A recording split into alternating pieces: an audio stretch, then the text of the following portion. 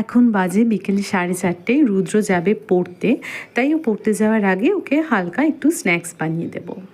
তো সেই জন্য ভেবেছি আজকে ওকে একটা আমি ম্যাকেমের যে আলু প্যাটি আছে সেটা দিয়ে ওকে একটা রোল করে দেব।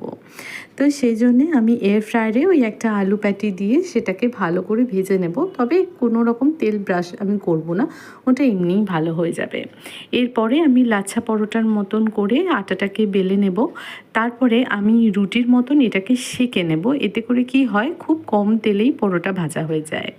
তো ভালো করে সেঁকে নেওয়ার পর আমি একটু বাটার দিয়ে দুটো পিঠ একদম লাল লাল করে কড়া করে সেঁকে নেব।